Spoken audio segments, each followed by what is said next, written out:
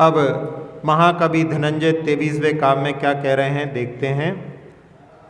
तस्यात्मजस्तस्य पितैति देववत् त्वां ये वगायन्ति कुलं प्रकाश्य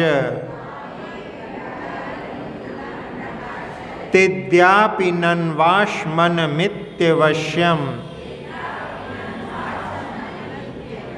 पाणौ कृतं हेम पुनस्त्यजन्ति तस्यात्मजस्तस्य पितैति देववत्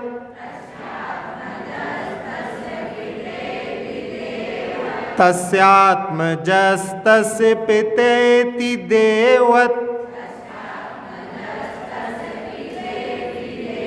त्वां ये वगायन्ति कुलं प्रकाश्य त्वां ये वगायन्ति कुलं प्रकाश्य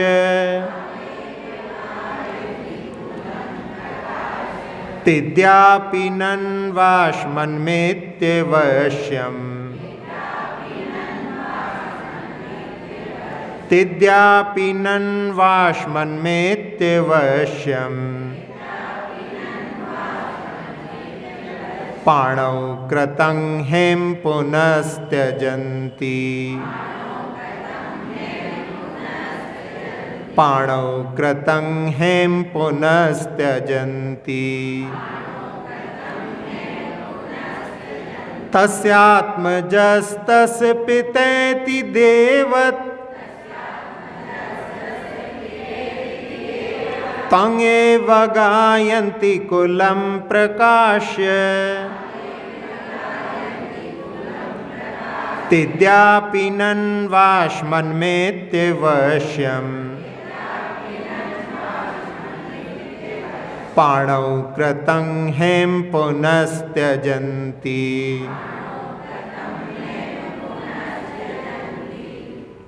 महाकवि धनंजय 23वें काव्य में कह रहे हैं तस्य आत्मजः तस्य पिता इति, कि भगवान आप इनके पुत्र हैं और इनके पिता हैं। त्वाम ये अवगायन्ति कुलम प्रकाश्य, आपका गुण तो गा रहे हैं लेकिन वो गुण नहीं है वास्तव में। तो यहाँ पर उन गुणों की वर्णन ना करके केवल कहाँ उत्पन्न हुए, कौन पिता हैं कौन पुत्र हैं, इस प्रकार से अवगायन्ति का अर्थ होता है कि वो गुण नहीं गा रहे हैं, वो अवगायन का अर्थ में यहाँ पर अपमान कर रहे हैं। ते अद्यपि ननु आश्मनम इति अवश्यम, कि भगवान ने अपने आत्मस्वरूप को प्राप्त कर लिया, सब कुछ प्राप्त कर लिया, लेकिन अभी भी वो उस खदान से निकला है, इस प्रकार से उस स्वर्ण पाषाण से निकला है, ऐसा जो है सोच करके अवश्यम पाणौ कृतम हेम पुनस्त्यजन्ति, हाथ में आया हुआ सोने को पुनः छोड़ देते हैं। यहाँ पर महाकवि धनंजय ने बहुत बड़ी बात कही है कि यदि हम बाहरी क्रियाओं में ही लगे रहते हैं और कभी अपने अंदर झांक करके नहीं देखते हैं, जो भगवान ने मार्ग बतलाया है उसमें सब चीज़ें करना ठीक है, लेकिन उन्हीं चीज़ों में उलझे रहे, कभी अपने अंदर नहीं झांका, तो वास्तव में जो भगवान ने बताया है उसको ना सुन करके, उसका जो है प्रयोग ना करके अपन ने जो हाथ में आया हुआ तत्व है उसको छोड़ दिया। जैसे यहाँ पर दे रहे हैं, कह रहे हैं कि जिस पाषाण से स्वर्ण पाषाण से स्वर्ण निकला है, उस स्वर्ण की ओर ना ध्यान दे करके उस पाषाण, उस खदान की ओर ध्यान दे रहे हैं कि कहाँ पर उत्पन्न हुए हैं, कौन पिता हैं, कौन पुत्र हैं। इस प्रकार से भगवान के वास्तविक तत्व से परिचित ना होने के कारण उसको जैसे स्वर्ण को हाथ में लेकर के पुनः उसको त्याग कर दिया। तो जिन क्रियाओं को अपन करते हैं, पहले भी एक बार बतलाया था कि 6 क्रियाओं को मंदिर में संपादित करने के लिए बोला है। आचार्य सोमदेव सूरी ने अपने उपास का अध्ययन जो कि यशस तिलक चंपू काव्य है उसमें उन्होंने लिखा, स्नपन पूजनं स्तोत्रम जपो ध्यानं श्रुतस्तवः षोडा क्रियोदिता सद्वी देव सेवाय गेहिनाम। भगवान का अभिषेक, पूजन, स्तोत्र पाठ, जप, ध्यान और स्वाध्याय, ये 6 क्रियाएं देव सेवाय गेही नाम, जिनेंद्र भगवान की सेवा करते हुए, गेही यानी जो घर में रहने वाला है उस गृहस्थ के लिए 6 क्रियाएं बतलाई हैं। उनमें 5 क्रियाएं बहुत सारे लोग कर लेते हैं। उन 5 क्रियाओं में से भी जो कुछ लोग तो केवल अभिषेक करके ही पूर्ति मान लेते हैं, कुछ लोग आगे बढ़ते हैं तो अभिषेक के साथ में पूजा भी कर लेते हैं, फिर कुछ लोग और आगे बढ़ते हैं तो स्वाध्याय के लिए भी समय निकालने लगते हैं। जाप भी कुछ लोग कर लेते हैं, कुछ लोग स्तोत्र पाठ भी कर लेते हैं, लेकिन जो छठी क्रिया है जिसका नाम ध्यान है, उसका ध्यान बहुत कम लोगों को रहता है। तो जो जिसके माध्यम से भगवान ने सर्वोच्च पद को प्राप्त किया, वो ध्यान ही यहाँ पर इंगित करने के लिए कहा है कि उसकी ओर ध्यान ना दे करके बाहर की क्रियाओं में यदि लगे रहे तो उसके माध्यम से जो आत्म तत्व है उसकी ओर कभी भी दृष्टि जा नहीं सकती। तो उसके माध्यम से अपन ने जो कुछ भगवान के द्वारा कहा गया है उसमें उसकी ओर ना ध्यान दे करके जो अपने लिए अवश्य करने योग्य है उस ध्यान के लिए यहाँ पर प्रेरणा के रूप में अपन इसमें ले सकते हैं। ध्यान भी कई प्रकार का होता है, जिसमें पहले भी वर्णन आया कि जहाँ आर्त ध्यान, रौद्र ध्यान जो संसार के कारण होते हैं, और धर्म ध्यान, शुक्ल ध्यान जो संसार से पार होने का मार्ग बतलाने वाला है। उस धर्म ध्यान में भी कई प्रकार के ध्यानों का वर्णन आता है। एक द्रव्य संग्रह की टीका में एक वर्णन आता है कि उसमें 4 प्रकार के ध्यान अलग प्रकार से बतलाए हैं। उसमें उन्होंने कहा, पदस्थम मंत्र वाक्यस्थम पिंडस्थम स्वात्मचिंतनम रूपस्थं सर्वचिद्रूपम रूपातीतम निरंजनम। कि पदस्थ जहाँ पर मंत्र का आलंबन लेकर के जब ध्यान किया जाता है तो वो पदस्थ ध्यान कहलाता है। जिसमें जाप करते हैं एक वो अलग हो गया, लेकिन उन एकाक्षर आदि मंत्रों को लेकर के ध्यान करना उसको पदस्थ ध्यान कहते हैं। द्रव्य संग्रह में ये गाथा आती है जिसमें 35 16 56 चतुर्दुग मेघम च झभय झाये परमेठि वाचयाणम अन्नम च गुरु वयसेण। यहाँ पर इनको आलम्बन लेकर के भी ध्यान किया जा सकता है। उसमें 35 अक्षर का मंत्र जो नमोकार मंत्र है, इसमें 35, फिर उसके बाद में 16 अक्षरों का मंत्र जिसमें कि अरहंत सिद्धाचार्य उपाध्याय सर्वसाधुभ्यो नमः इस प्रकार से, और 6 में जो है कौन सा आएगा? 6 में है अरिहंत सिद्ध, फिर 5 में है असिया उषा, ये 5 अक्षर का हो गया।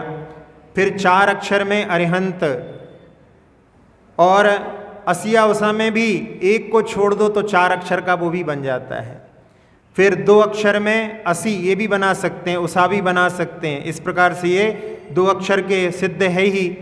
तो ऐसे उन अक्षरों में, और 1 अक्षर में ओम ह्रीम आदि जो आते हैं वो 1 अक्षर कहलाते हैं। इनका जो है अपन जाप करें वो एक अलग है, लेकिन उनको आलम्बन लेकर के, जैसे एक बार हमने आपको ह्रीम का ध्यान कराया था, तो ऐसे ओम का ध्यान कराया था, तो उसके माध्यम से यदि अपन ध्यान करते हैं तो वो पदस्थ ध्यान कहलाता है।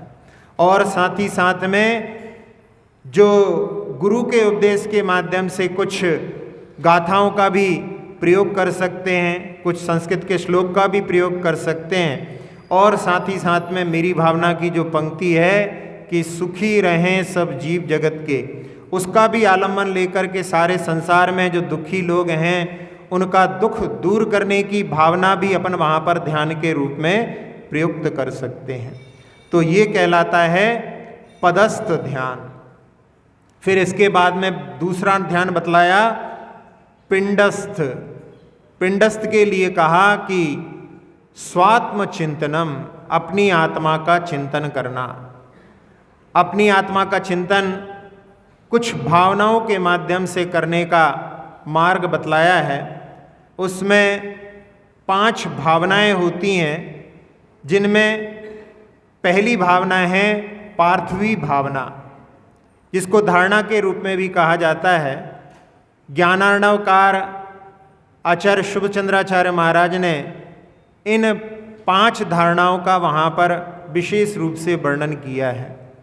उसमें पार्थिव धारणा के लिए कि पूरे संसार को एक समुद्र के रूप में देख करके, और जिसमें तरंगें चल रही हैं, खूब कोलाहल हो रहा है, और उसी के बीच में एक कमल खिल रहा है।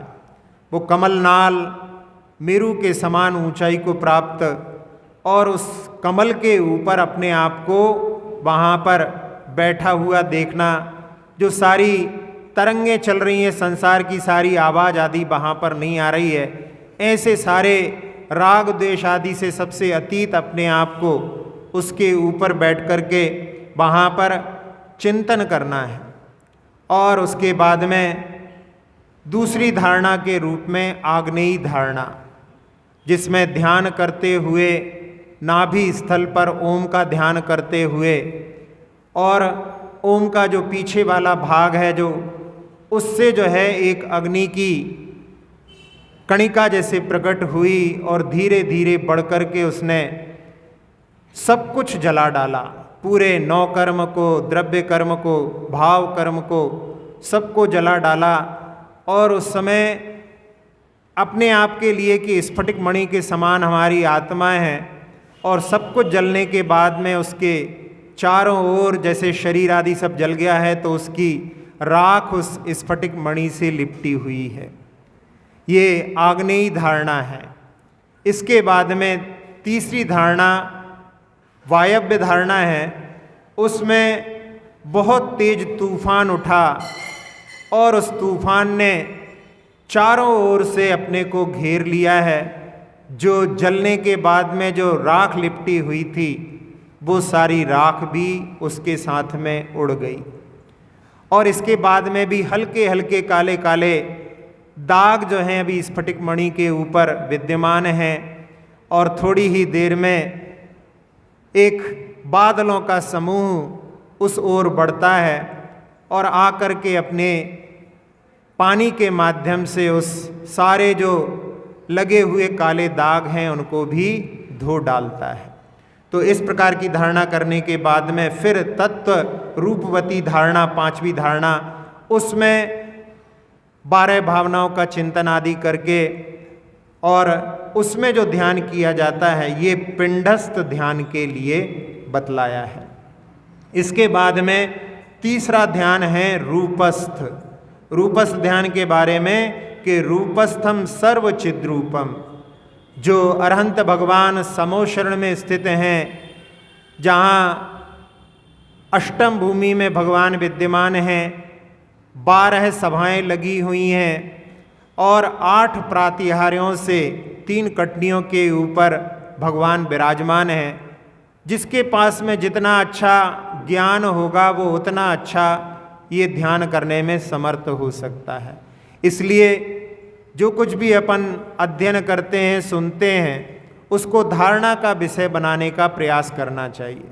जब अपने पास में कुछ उपलब्ध होगा तो अपन वहाँ पर चिंतन कर पाएंगे, नहीं तो थोड़ी ही देर में जो है 8 प्रातिहारों के यदि नाम भी स्मरण नहीं आए तो फिर अपन उसके बारे में आगे विचार कैसे कर पाएंगे। इसलिए सबको अपना जो है धीरे धीरे जोड़ करके विषय बनाना चाहिए, और इस प्रकार से प्रयास करने पर ये रूपस्थ ध्यान अपन जो है अच्छी तरह से करने में समर्थ हो सकते हैं।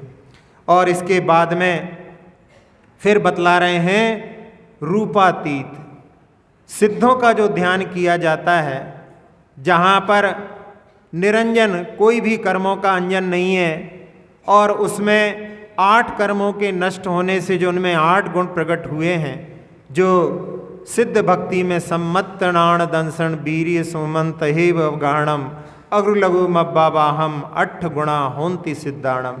ऐसे 8 गुणों के माध्यम से उनका जो रूपातीत ध्यान है, वैसे तो ये रूपातीत ध्यान मुनियों के लिए संभव है, लेकिन फिर भी भावना के रूप में श्रावक भी इसको कर सकता है। तो ये 4 प्रकार के ध्यानों को भी यदि अपन थोड़ा सा समय निकाल करके यदि करें, तो उसके माध्यम से जो यहाँ पर इस काव्य में कहा है कि भगवान की स्तुति आदि करना तो ठीक है, लेकिन साथ साथ में उनके द्वारा बताया हुआ जो मार्ग जिसके माध्यम से उन्होंने शुद्धात्म को उपलब्ध किया है, उस ध्यान आदि के लिए भी अपने लिए समय निकालना चाहिए। यदि अपन ने उसके लिए समय नहीं निकाला, केवल बाहरी क्रियाओं में ही लगे रहे, तो उसके माध्यम से बहुत एक प्रकार से कहा जा सकता है कि बहुत बड़ा कटाक्ष यहाँ पर महाकवि धनंजय कह रहे हैं कि हाथ में स्वर्ण को प्राप्त करके भी पुनः उसको छोड़ दिया। ऐसी स्थिति ध्यान आदि जो कि निवृत्ति के रूपक हैं, उनकी भी आवश्यकता श्रावकों के लिए भी है। ऐसा नहीं कि केवल साधु ही जो है निवृत्त होते हैं। साधुओं की निवृत्ति को देख करके थोड़े समय के लिए श्रावकों को भी निवृत्ति के लिए समय निकालना चाहिए। सुबह सुबह जब प्रातः काल में उठते हैं, तो उस समय में कई लोग तो जो है उठते से ही 1 सेकंड नहीं लगता और बस सारी क्रियाओं में संलग्न हो जाते हैं, लेकिन ऐसा नहीं, थोड़ा समय वहाँ पर विचार करना चाहिए।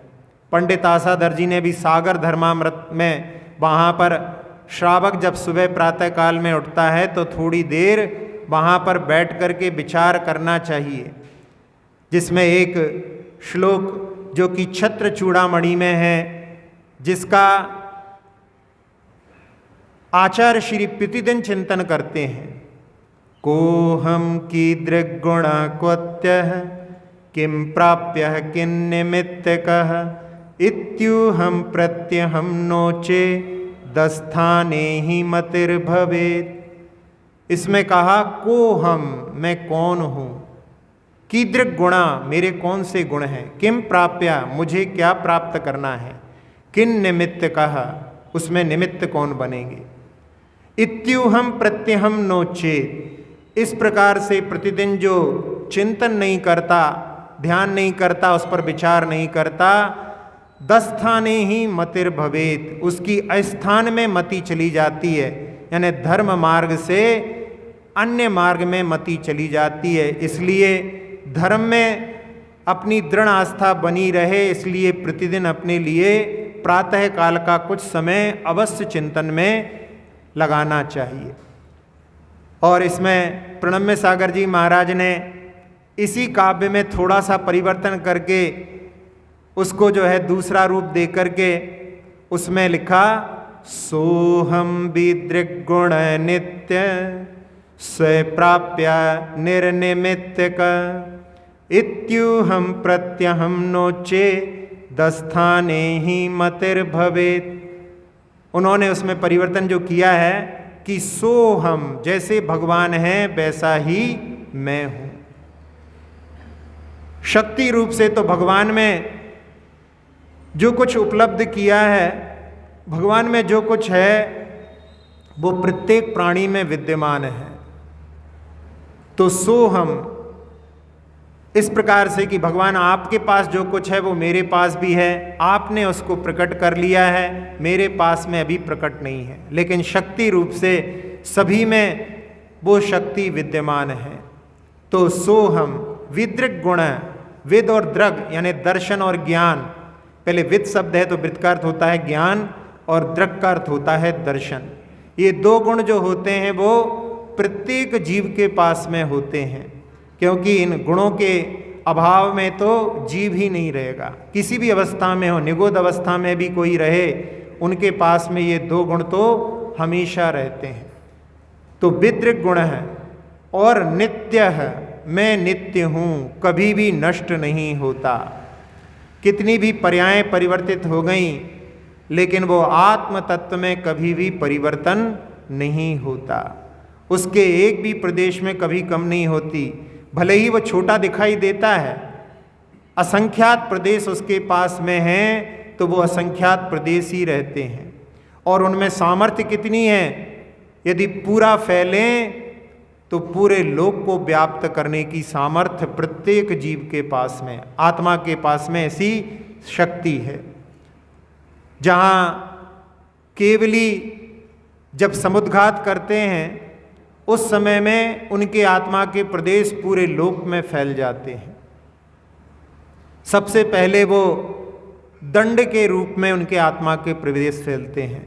दंड क्या होता है, जैसे वो खड़े हैं या बैठे हैं तो उस समय में उनकी आत्मा के प्रदेश ऊपर और नीचे पूरे लोक को छू लेते हैं। एक स्तंभ बन जाता है पूरे लोक के बीच में, जहाँ भी वो हैं वहाँ पर एक आत्मा का स्तंभ, आत्मा के प्रदेश ऊपर चले गए हैं और नीचे। फिर इसके बाद में दूसरे समय में वो कपाट होते हैं, यानी दोनों दिशाओं में लोक के अंत तक उनकी एक, जैसे लोक को दो भाग में विभाजित कर दिया उनकी आत्मा के प्रदेशों ने, ऐसी स्थिति उनके आत्मा के प्रदेश से पूरा लोक जो है दो भाग में विभाजित, यदि जिनके पास में दिव्य ज्ञान है उसको देख सकते हैं। और उसके बाद में फिर होता है प्रतर, यानी उनके आत्मा के प्रदेश जो दोनों भाग को जो अलग अलग किया था उसमें सब में फैल गए हैं, पूरे लोक को उन्होंने प्राप्त कर लिया है। लेकिन अभी जो तीन वातवलय होते हैं जिनके माध्यम से ये लोक वेष्टित है, उनमें अभी उनके आत्मा के प्रदेश अभी नहीं गए हैं। और फिर अगले समय में आत्मा के प्रदेश उन वातवलय में भी चले जाते हैं, यानी जहाँ पर अनंतानंत सिद्ध हैं उन सबको भी उनके आत्मा के प्रदेश स्पर्श कर लेते हैं।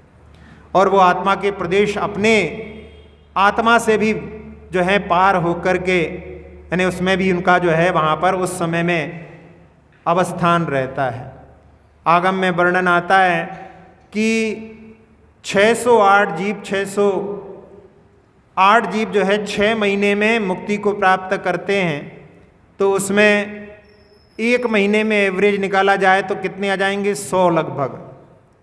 और एक दिन में निकाला जाए एवरेज तो 3 ऐसा हो सकता है कि 3 केवली समुद्घात करते हों और उनके आत्मा के प्रदेश अपने को स्पर्श करके जा सकते होंगे, निकल जाते होंगे, लेकिन अपने को पता नहीं पड़ता, क्योंकि वो इंद्रियों का विषय नहीं है, इंद्रियों के अगोचर है। तो ऐसे उसमें वहाँ पर उनकी नित्यता का वर्णन विचार करना और साथ साथ में अपनी आत्मा की नित्यता का विचार करना। तो सोहम विद्रिक गुण है, नित्य है, स्व प्राप्य है, मुझे अपनी आत्मा को प्राप्त करना है, अपनी आत्मा को शुद्ध बनाना है। और उसमें बाहर के निमित्त तो रहेंगे लेकिन पुरुषार्थ तो मुझे ही करना पड़ेगा, इसलिए इसमें लिखा निर्निमित्त का, कोई दूसरा नहीं, अपने आप को ही पुरुषार्थ करना पड़ेगा। इत्युहम प्रत्यहम नोचे दस्थाने ही मतिर भवेद। इस प्रकार से जो विचार नहीं करता अस्थान में उसकी बुद्धि चली जाती है। इसलिए प्रतिदिन अपने लिए थोड़ा समय आत्म ध्यान के लिए अवश्य निकालना चाहिए, नहीं तो इस काव्य में जो कटाक्ष किया है वो जो है हमारे लिए भी लागू होगा। उससे हमें प्रेरणा लेकर के अपनी आत्मा के लिए प्रतिदिन कुछ, भले ही थोड़ा सा समय शुरुआत के रूप में, जहाँ कहा जाता है कि एक घड़ी आदि से पुनियाद, यानी एक घड़ी जो होती है वो 24 मिनट की होती है, उतना नहीं तो उससे आधी कितनी हो गई 12 मिनट, फिर उससे भी आधी जो है 6 मिनट 3 मिनट। शुरुआत करने के लिए कहीं से भी अपन थोड़ा सा समय निकालें तो उसके माध्यम से इस ध्यान की प्रक्रिया को अपन प्रारंभ कर सकते हैं और उसका लाभ भी धीरे धीरे अपन उठा सकते हैं। तो इस काव्य में कि भगवान लोग कहते हैं कि आप इनके पिता हैं और इनके पुत्र हैं। इस प्रकार से कुल का वर्णन करके वो आपका अवगायन यानी अपमान करते हैं, यानी जो शुद्ध आत्म तत्व है उसकी ओर दृष्टि ना ले जा करके केवल एक मनुष्य थे, हमारे जैसे ही थे, वहाँ उत्पन्न हुए और इनके ये पुत्र थे, इनके ये पिता थे। इस प्रकार से जो उन्होंने आत्म तत्व को प्राप्त किया, जो उन्होंने आत्म तत्व को प्राप्त करने का मार्ग बताया, उस पर दृष्टि न डाल करके यदि केवल उसी में लगे रहते हैं तो उसके लिए उन्होंने कहा कि जैसे कोई इस पाषाण से स्वर्ण निकला है और उस स्वर्ण पाषाण की ओर जो दृष्टि डाल करके इस खदान से निकला है, लेकिन जो हाथ में आया हुआ है सोना है उस पर दृष्टि न डाल करके यदि खदान पर ही दृष्टि डाल रहा है तो मानो अपने हाथ में आए हुए सोने को उसने फेंक दिया हो, छोड़ दिया हो, ऐसी स्थिति है। तो जो मूल तत्व है, जो निवृत्ति का तत्व है, ध्यान है, उसके लिए भी यहाँ प्रेरणा देने के लिए ये काव्य अपन स्वीकार कर सकते हैं। तस्यात्मजस्तस्य पितेति देवत् त्वमेव गायन्ति कुलं प्रकाश्य तिद्यापि नन्वाश्मन्मेत्यवश्यम् पाणौ कृतं हेम पुनस्त्यजन्ति